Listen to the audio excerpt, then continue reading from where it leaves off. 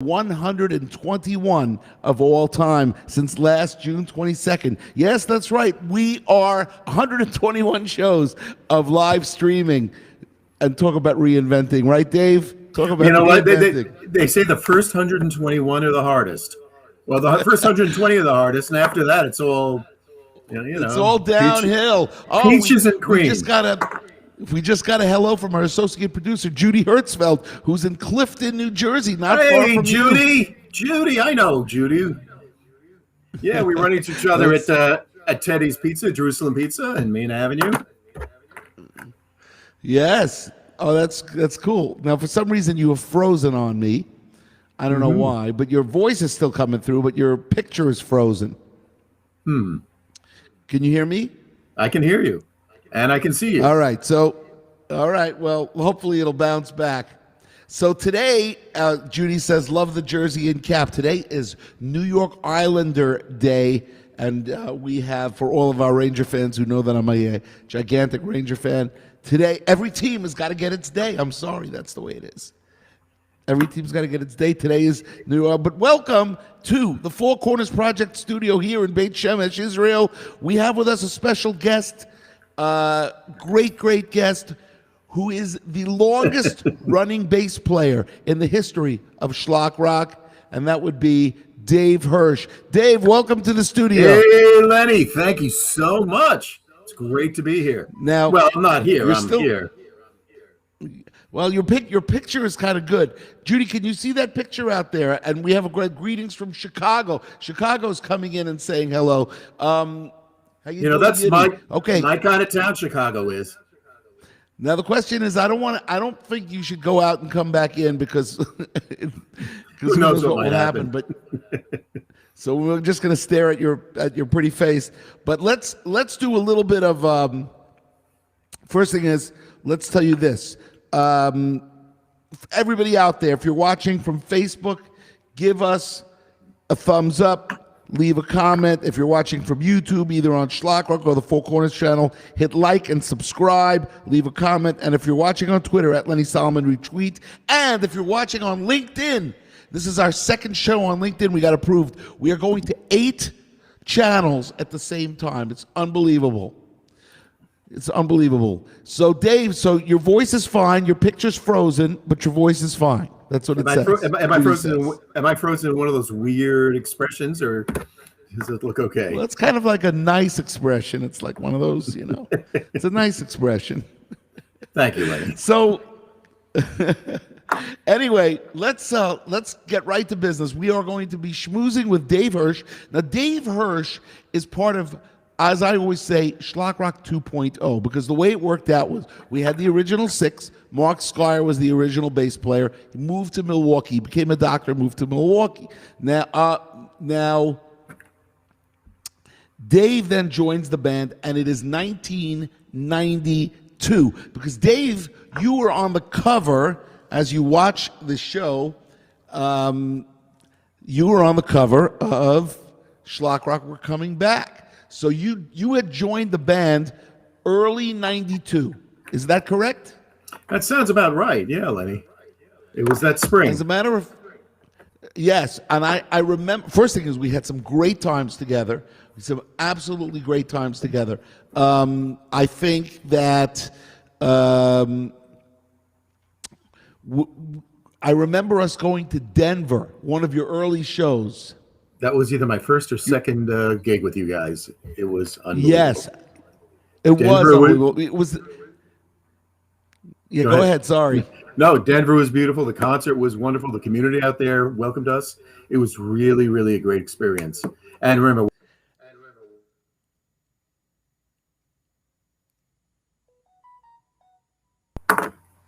Now you froze out on me totally with your voice too. You might want to go out and come. Yeah, now I hear you. Okay. But maybe you want to go out and come back in and let's see what happens. Okay, I'll be right back. All right, go ahead. And I'm going to schmooze the audience. We're going to schmooze the audience. There's a whole bunch of people here. Maishi Nay. How you doing, Maishi? And it's great to see you. And Daniel Freistadt is in the audience. Daniel, it's great to see you, Danielle. And I'm hearing Now I'm hearing Dave. Oh, so the longest living fan here, Ben. I'm not sure you're the longest living fan here, but you should live till 120 years and beyond. Now, Dave, you're still not popping up on my screen, so just, I guess, go out and come back in until that happens. Maybe we should have been happy with just looking at your face. But we should, we're having a lot of comments today, and here, let's just give you a little bit of an update as to what's going to be happening next week. So this is the last show of the week. Next week we'll have a music show on Monday, a music show on Tuesday, and an interview on Wednesday. Again, I believe we're going to do Monday, Tuesday, Wednesday. Although it might be Monday, Wednesday, Thursday. Now, all right. Thank you very much. So, Aaron, thank you very much, Aaron. Yeah. I'm getting a question from Yudi as we wait for Dave to come back in. I don't know why it's taking so long. Let's see. Maybe he's texting me. Was there ever an artist you approached to do a cover that declined? Well, Yudi, you're assuming that I asked the artist permission. I never asked any artist permission. They'll never say yes. You never ask them permission.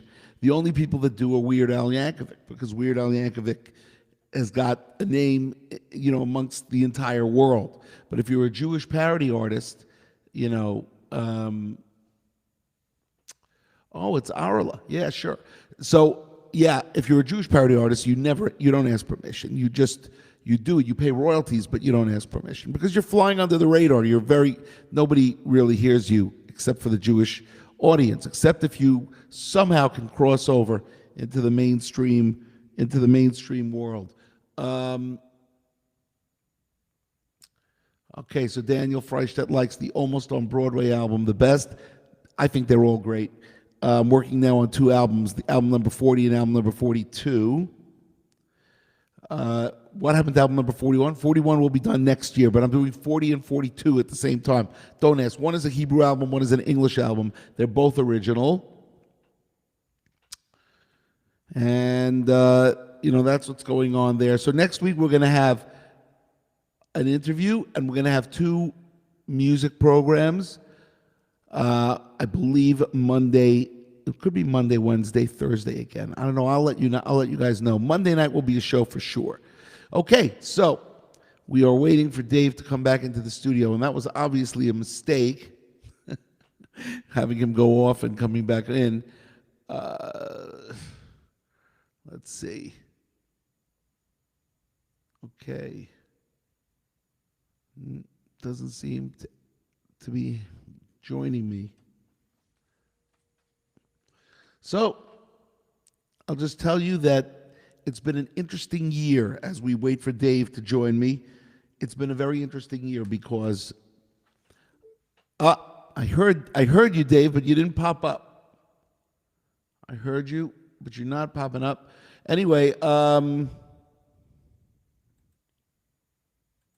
see. Who would have ever thought that I would become a television oh, there you go. We got you. All right, Dave, you're here. Hey. All right. I was starting to run out of things to talk about. I hope I'm not interrupting anything. I thought I'd drop in. Okay. Dave Hirsch is back, ladies and gentlemen. I'm back. Okay, before you freeze, let's go through stuff. I want to ask you, tell the audience a little bit about your musical background, because obviously you're a bass player, but you don't only play the bass. You play a lot of other instruments as well. Well, Lenny, I'm a classically trained tuba player by by choice, I suppose. But, so it's a natural that I would find most of my most satisfying musical experiences playing in a Jewish satire band, a Jewish parody band. Tuba and string bass. And in junior high school, my teacher said, "Well, it's lovely, but if you ever want to work, I'll pick up the bass guitar." Right. So you really are a tuba player. Tuba was your first instrument. It was my first serious instrument, yeah. And you did that because in public school, where you started out in public school, I presume, they had music programs, and you picked the tuba as the instrument to play. Well, first day of band, they asked everybody what they wanted to play. They looked at me, and I'm not a small guy, and they said, "Oh, you're going to be playing those big things in the back of the room, the big sousaphones." So I said, "Yeah, sure, why not?" It kind of picked me. That's, and I picked accordion. So for me, accordion was my instrument. And when I was 8 years old, 1969, my first lessons were in March '69, and my dad took me for accordion lessons. And I picked the accordion because we had a piano, but there was no way I was going to play piano. I wanted to play accordion, and all my friends took accordion lessons. The accordion has become cool again. It's really, really cool. It's true. And in the beginning, it was cool. In the late '60s, it was cool. Then it became a joke. Everybody made fun of it. It was a punchline for a joke. Yes, it was. Yeah, like I left my accordion in the car last night, and someone must have broken in because when I got there this morning, there were two. But I don't want to. I don't want to cast any aspersions on the accordion. So, talk to me about the tuba, though. What was it like carrying them? That thing was heavy, big and heavy. It was really big and heavy. I took the school bus home from junior high school, and I had not just the tuba, but I had this big wooden case for it. And it was the school bus dropped me off at the end of my block, and so it was a fun. It was an adventure getting that tuba in the wooden case from the end of my block to my house and up the steps and then down into the basement because my parents refused to allow me to practice it, in the living room, and wisely so. So it's very interesting. So how many tubas do you own right now? I own one tuba. And now you also said you play string bass. It's the upright bass, string bass, double bass, yeah. Which was natural because the tuba is a bass instrument, and you went from there to a classical bass instrument. It's a natural double for people who play tuba. Because yes, there are gigs for tubists, but not that many. So right. It's natural that if you double on tuba and bass, you're more likely to be working or more likely to be invited out to play music with people. Now, what about the electric bass? When did you start taking that up? When I decided I didn't want to schlep the string bass around as much. The electric bass is a lot smaller and a lot lighter, and it's more conducive to playing rock and roll and and other popular modern styles of music. So somebody just chimed in. Do you play a tuba toothpaste?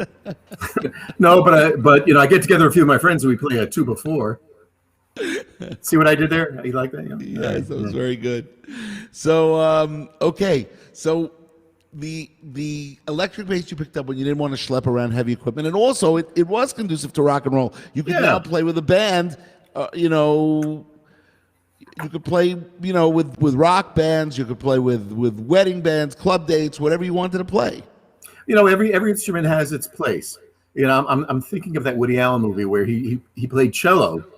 And he's the only cellist in the marching band. He had to pick up his chair, put it down, pick it up and put it down, sit down with the cello. And yes, of course, it's not funny to look at than to hearing me describe it. So now, where did you grow up? And what did you grow up in New Jersey? And where were you? From the Bronx originally. Yeah. We moved up to Muncie when I was about eight and a half, and went to public school there. And it was a beautiful place to grow up. It was wonderful.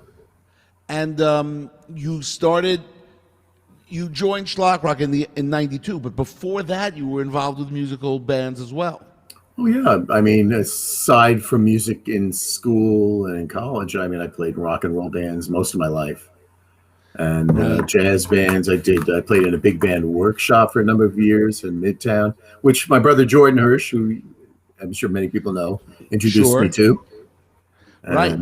I think that's how we met you. We met you through Jordan. We met at Jordan's Cheverbrachas in Flatbush.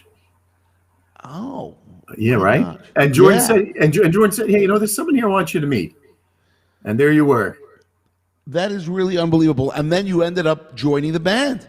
Right. You I were. mean, and I have a number of how many gigs you played with me, but I can't remember. But it's got to be at least 70 gigs. It's got to be more than that. Yeah, it's got to be But more than that. you were my first Jewish music gig. Right. After becoming Shomer Shabbos and getting introduced to, the whole Orthodox wedding scene and the whole the Jewish music scene. But you were the first. And this was really a great transition for you to go from the regular rock bands to the Jewish rock band, which we were the only one really.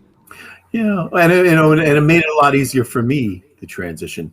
The first time I came to play with you guys, you said, "Hey, you really know this stuff," because I mean, you and I both grew up playing a lot of the original music that you parodied. Right. So it was good for you. And then of course, so now let's go into a little bit of my phone keeps people are chiming in here. Somebody's asking a question. Was it difficult to switch from brass to strings? It was just learning a new instrument. It's more difficult if you switch from one wind-based instrument to another because it affects your embouchure. If you're used to blowing into a tuba mouthpiece to then switch to a woodwind, a saxophone, or even a trumpet, which is similar but a lot smaller, that's more of a difficult transition. It's just learning something new in this case. Do you play violin too? I think you play violin as well. I play a little bit violin. I wouldn't actually play in front of people at this point, but I do. You dabble in the violin. I dabble. I'm a violin teetotaler. I dabble. So that's funny because people always say to me, "Do you play guitar?" They always assume I can play guitar. I play two chords. I can play 2 chords, 3 chords. I would never play in front of people. A lot of people have been very successful just playing 2 chords. Lenny. True. Born in the USA, making Aliyah today, of course, has got 2 chords. G and if that, right? It's a G and then it's a G over C. G, then G over C. Boy, Bruce made a lot of money off of that song. I'll tell you, he really got his money's worth from those 2 chords. But yes, but I digress. So let's talk about, you went with us. First thing is you played on 2 albums.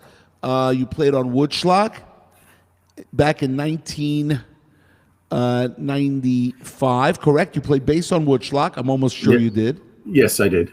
With Tu B'Shvat and 49 Days to Count the Old Man. I didn't play on all the songs, but I definitely was. I think I played 49 Days.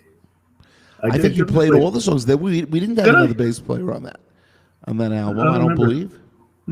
I could open it up and find out. You are on the cover. Here we go. Yes, I am. Dave. You are on the cover. I believe you played bass on this album. And you also, of course, played bass on Mikdash, which came out in 1997. Which is, unfortunately, an unsung gem. It's one of my favorites. I love playing on that album, and I love the music that you wrote for that. The original stuff.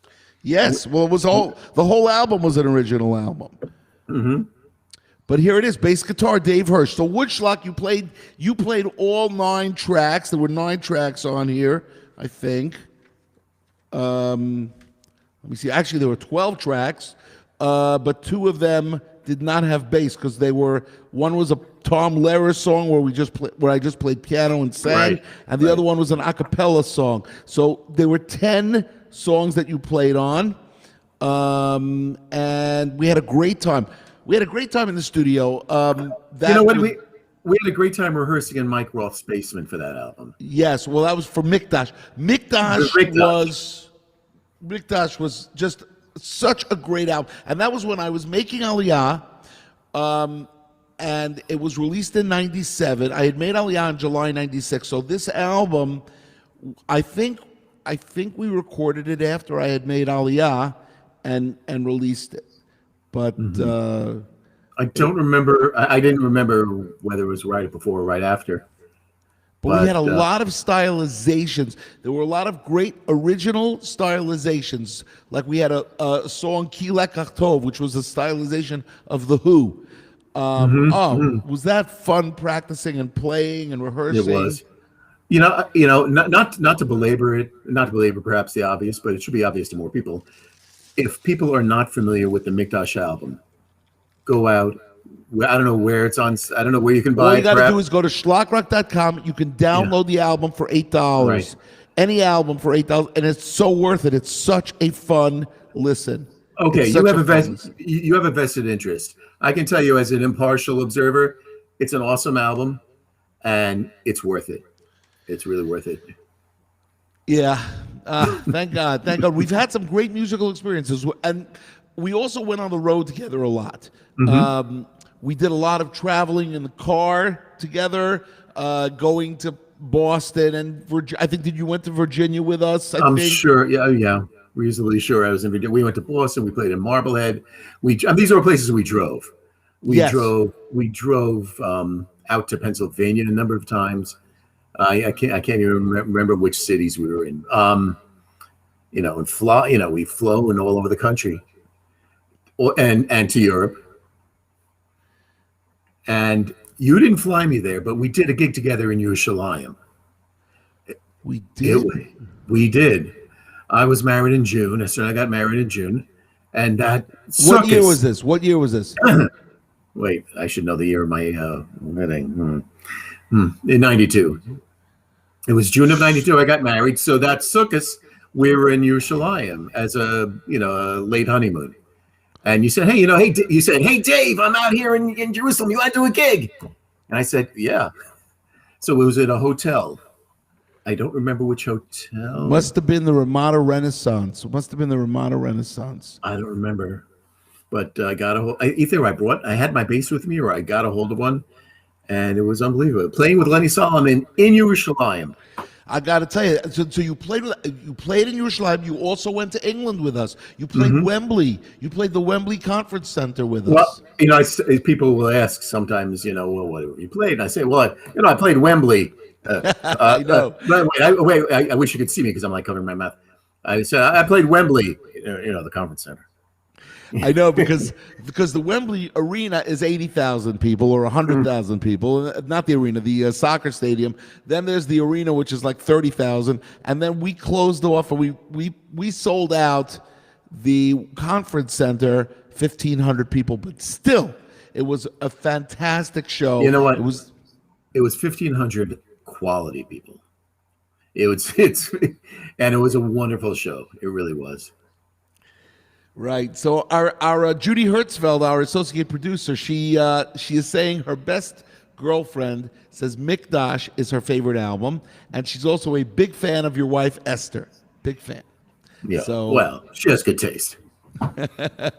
So anyway, so here we were. We were in England together, and you also played the largest Shlock Rock concert ever, which was at the Baltimore Civic Center, Maccabiah opening ceremonies in 1993, I think it was 1993.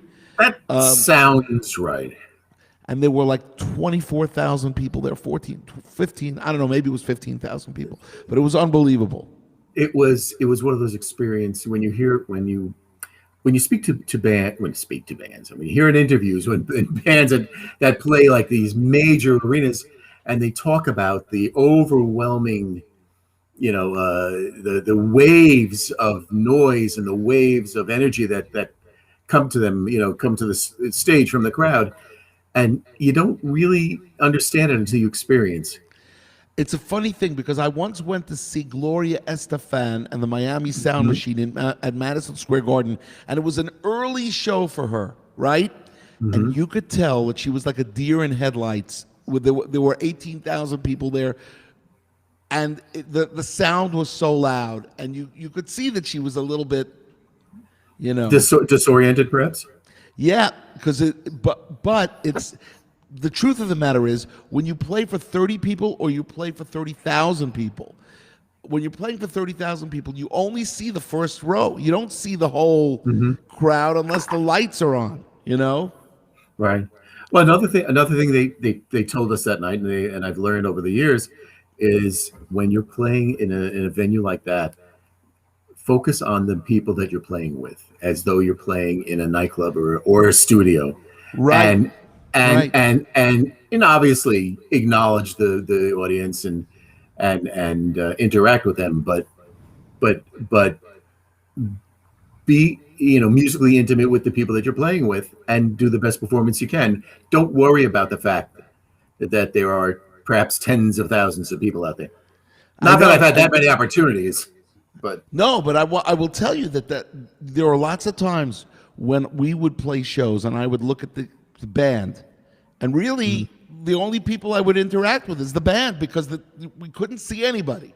It was kind of like, especially if the lighting is really, really good.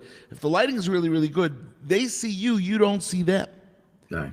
And then you have to kind of hope that they like what they're hearing. And thank God, all of the time, not just some of the time, all of the time, people would love what they were hearing, which is why we're in our 35th year. Although the last 7-8 years have not really been performance oriented, they've been I don't know. I'm going to say, Well, you've had so many good projects that you've been working on. So many, things with the foundation, with the and Right. education, getting out there, Kiruv, and it's impossible to keep the kind of schedule that you had when we were both younger. Yes, it's true. Now, the Four Corners Project, it's good that you brought it up, and then we're going to talk about what you're doing now, because you're doing some interesting projects now and interesting work. But I just want to tell everybody out there, go to fourcornersproject.org, make a donation for the year, make a small donation, keep us going. It's the way I'm working on. I have like 5 or 6 projects that I'd like to be working on. Daniel in Babylon is still moving forward, and we still are hoping to get that live streamed and get it out there for the people. And then of course I'm working on 2 albums, one Hebrew, one English. There's a lot of great things down the pike, but we need your help. We need your support. So go to fourcornersproject.org, make a small donation, whatever you want, whatever you can do is appreciated. Now, Dave, let's talk about your side projects. Well, they're not side projects, they're your projects. You have become a klezmer person, isn't it? Right? I've played a lot of klezmer. I had I played in a klezmer band with Mike Cohen, who you know well.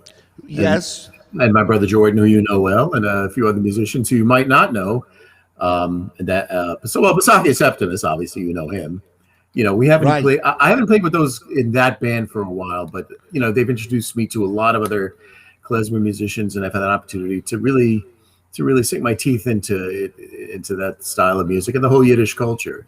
It's really an exciting thing. It's been going on for a number of years already, and it just keeps on growing and growing. A rediscovery, a rebirth of not just from a religious or ethnic point of view, but Yiddish culture as a distinct, discrete culture. Now, I never would have thought that Yiddish is coming back, and it has. It has come back. Well, you know what? Go to some of our communities in Borough Park and Williamsburg. You realize it never went away. That's correct. They only speak Yiddish. A lot of people say, will say, well, I just discovered this whole Yiddish thing. It's like, well, no, this Yiddish thing has been going on pretty much constantly. Now, however, I'm sorry. Go ahead. Go ahead. No, go ahead. But from a popular cultural point of view, it's it's spread, and it's fascinating. People have a fascination for it, and not just here in America, in Eastern Europe, in Germany. They go crazy for klezmer performances. It's really unbelievable. Now, you're also into, I'm going to say the blues, but it's not the blues. It's blue. Is it bluegrass? Well, you know what? I play with a band called Fatback and the Urban Plowboys. We do country western. Our approach is acoustic based Americana. So we do Western swing, Bob Wills type music from the 30s, 40s, and 50s. We do some rockabilly. We do some blues. We do some bluegrass. Courtney Coletti. He plays guitar in the band. Yes. He plays guitar and he plays banjo, and I play usually my upright. And Dave Romelis is our fiddle player. He also plays mandolin and guitar. And Dean Goldman, who I've known since, I want to say 4th grade or 5th grade. Not that that's so long ago, but he plays guitar and dobro, and we all sing, and we just have a great time doing it. It's wow, that's amazing. Yeah, It's amazing. Yeah. So here we have a question. A question has come in for both of us. So let me hit you this question, and then we'll go back to the subject at hand. Have any of your children gone into the music business either with you or on their own? That's a great question. I see it from UD Ryan. Awesome question. None of my children have actually got into the business. Right. You know what? I was very careful about not confusing my interest with music and my passion for music with what I felt, what I might feel their legacy should be. You know, if they wanted to do it, you know, I never really said, "Oh, you got to do this. You got to play music. Yeah, you got to pick up a trumpet. You got it." We always had it around the house. They've tried music. They've tried, you know, different instruments, and they've enjoyed it. But no, none of them are doing it actively. So the same with me. So with me, I've had some interesting things because I have 4 daughters, and they all play instruments. So my oldest plays piano, my second plays flute, my third plays guitar and piano, and my fourth plays flute or played flute. So now the third one, Abigail, is the one who could theoretically have gone into the business. I think they all could have, but they don't want to. And the reason they don't want to is when their dad would travel 3 to 4 months a year, who wants to do that? You know, I have the exact same experience. I remember one time when my youngest son, and I just kind of have a practice of not talking about my kids too much online, you know, on this kind of media. But one of my kids was very, very young at the time, and I was on a gig with you actually, and I called. It was just before Shabbos because we were there for Shabbos. We must have been playing a Mozart. We did a lot of Mozart Shabbos concerts, so we'd have to be someplace for Shabbos. And I called to say good Shabbos, and I was, you know, kind of got emotional. And he was saying, you know, Daddy, you know, I really do miss you, in those words, because he was very, very young, and he just. You know, and I could see that he was trying not to cry. And I said, you know what, this is fine for me. I'm earning a living doing this, but I don't encourage someone to do it unless they're really passionate about the music. Right. So, you know, my kids ain't going into the music business. So end of discussion. Now maybe it'll skip a generation and it'll go. But you know what? I will tell you that in it's the truth is that, you know, every 6 to 8 weeks, I made Aliyah, right? So I'm talking to you from Israel. And every 6 to 8 weeks, I'd be on the road. So, you know, no, it was a lot rougher for you than it was for me, for instance. You know, you'd be gone for weeks at a time. You'd be touring all over the world. Yeah. I'll go for a Shabbos. I'll go, you know, I've never been away for longer than a week. And actually, the 2 times I was away for a week, I brought my family. I was able to bring them. Right, I remember. Was that with us? No, it wasn't. I remember you. I think I remember you bringing your family once or twice with us.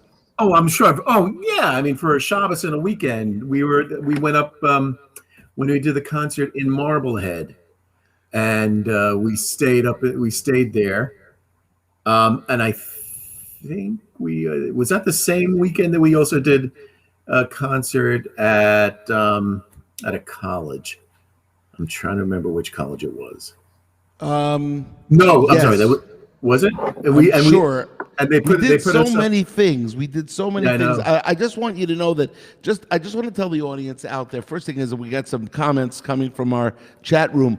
I just would tell everybody in America, if you guys are going to be coming here soon, you have to be. I believe that, and I believe you all be coming to Israel soon. Hopefully. Sooner than later, but if you got to go see America, because America Marblehead is beautiful. You remember driving to Marblehead, where we get to Marblehead, Massachusetts, and on the right side is the whole ocean, and it's so.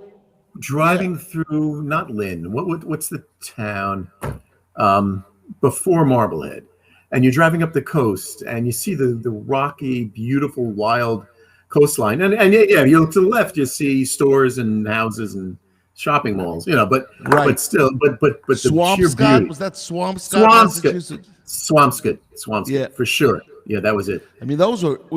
I mean, we and for me, people say, what is the best drive? I loved doing that 22-mile tunnel bridge Chesapeake Bay where you went to Norfolk, Virginia. When we went to Norfolk, Virginia, I don't know if you ever went with me to Norfolk. I didn't go with you, and I've never done the tunnel / bridge. That is unbelievable. That is unbelievable. I can imagine it is. I mean, thank God I had the opportunity to do that, but it's not for everybody. It's really not for everybody. Now, look, we have a Judy chirping in saying that the Passaic Mayor's Office said that you perform for them. Is that with your Western Blues band? It is. So a couple of years ago, we did Passaic has a concert series every summer called The Sounds of Passaic, put on by the city, and one of the parks here in Third Ward Park. Everybody here knows it as the Duck Pond, so you'll know what I'm talking about. Right. And 2 years ago, we did a Labor Day concert for the city. This year, we're doing on August 12th, Thursday night. August 12th, we're doing the Passaic Park Sounds of Passaic concert at 7 p.m. from 7 to 9. Rain date is Monday the 16th. And that same year that we did the concert 2 years ago, we also played in downtown Passaic for New Year's Eve. They did their version of the ball drop, and I kid you not, it was a piñata drop, and they raised the piñata against the one skyscraper in downtown Passaic, and at midnight it was awesome. It was freezing, and it was kind of freezing rain most of the night, and we were frozen, but it was an unbelievable experience. So yeah, so we're looking forward to that concert on August 12th. That's cool. So you're going to be doing another show coming up. Yeah. Well, we have a few things coming up. Is it okay if I plug my? Yeah, please. That's what. Absolutely. Right now, we're still working on a website. I have a website, though it's not public, but you can find out about us on Facebook. It's the name of the band is Fatback and the Urban Plowboys, or look me up, David Hirsch, or Dave Hirsch. And I can friend you, or I can hook you up with our music website and any gigs. We have a few other gigs coming up, and just keep up to date with us. It'll be great. So what's unbelievable is, believe it or not, we've done 37 minutes already.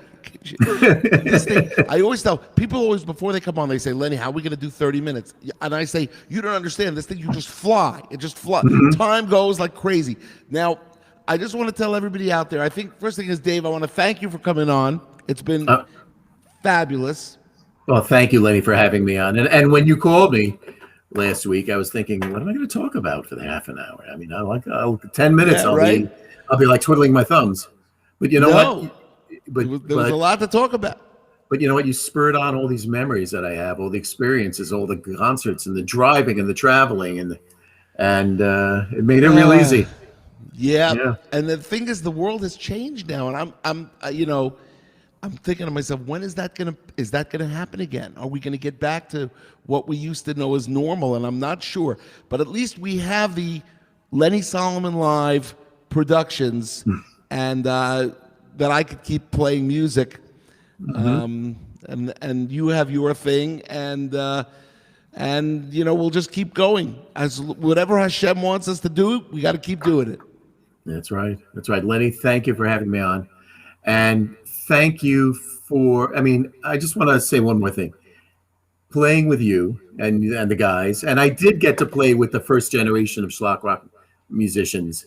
I got to play with Yona and Gary and then all those guys, Mark and Dan. It was awesome, and learning all that music, and seeing the whole country, seeing places I would never have gone to. I mean, I would not have found myself in Shreveport, Louisiana, if not for you, or Florida State in Gainesville, Florida, or Gainesville, any number of places, any number of gigs that we did together. What about San Antonio? San Antonio was beautiful. Well, that was a San Antonio Houston weekend, right? Yep. I think it was Shreveport, Houston, San Antonio. I think we did. I think that it was. Well, we also did We did Greensboro and Greensboro, North Carolina. Yes, we I remember that. Did Greensboro and I think Memphis. Does that sound right? Yep, absolutely. Right. Yeah. So I want to thank. Memphis would have been with St. Louis and Kansas City usually, but maybe not this time. Maybe we did Greensboro to Memphis. It's possible. I could be wrong. The point is that I want to thank you for all that. You're welcome. It was great. It was great. Lenny. It really was. And I just want to tell everybody out there, everybody have a great Shabbat, have a great Shabbos, whatever you call it. And next week, Monday night, a new Lenny Solomon Live show, number 122. And who will we be interviewing next week? I'm not sure yet. I've got a couple of guys in mind. But, we're going through the Shlock Rock Hall of Fame. We're going through the Shlock Rock Hall of Fame, and we will get through all 50. There are 55, I believe, or 56 members in the Shlock Rock Hall of Fame. Once you've cycled through everybody, maybe we should start again, because I'm sure we all have so much to share and so many stories. Definitely do that. Yeah. All right, Lenny. We will definitely do that. All right, everybody, have a great, great Shabbat. We will see you next week with Lenny Solomon Live. Thank you very much, and keep on shlocking.